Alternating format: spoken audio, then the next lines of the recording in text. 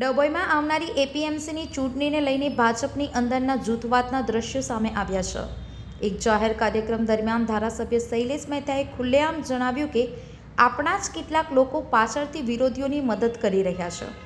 તેમણે વધુમાં કહ્યું કે આમ કરનારાઓના નામ અમારી પાસે પહોંચી ગયા છે અને 10 તારીખે ચૂંટણી બાદ 11 તારીખે તેમને સમજાશે કે ભાજપની વિરુદ્ધ જઈને શું મળ્યું.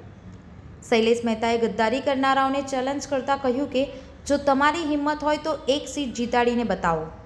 ડભોઈ એપીએમસી ચૂંટણી 10 નવેમ્બરે યોજાવાની છે, જેને લઈને રાજકીય પાર્શ્વભૂમિ ગરમાઈ ગઈ છે.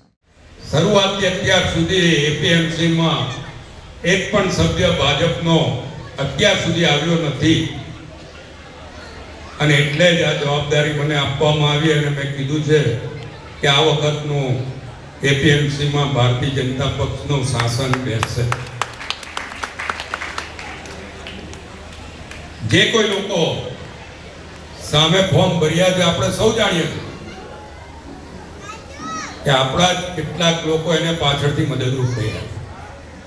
જાહેરમાં કહું કે આપણા જ કેટલાક લોકો એ લોકોને પાછળથી મદદરૂપ થઈ ગયા છે. એમના નામ પણ છે, પણ એમને પણ એમની તાકાતનો અંદાજો આવી જવાનો.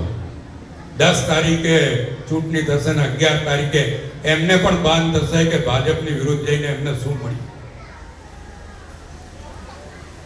હું આવ્યો ત્યારથી કહેતો આવ્યો છું કે આ કેસરીઓ કેસ જો ના હોય તો મારી પણ કોઈ કિંમત નથી.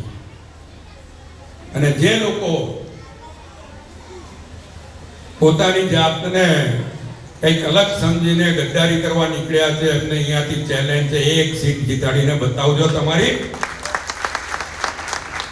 16 સીટ ભારતીય જનતા પાર્ટીની એપીએમસીમાં જીતવાના છે.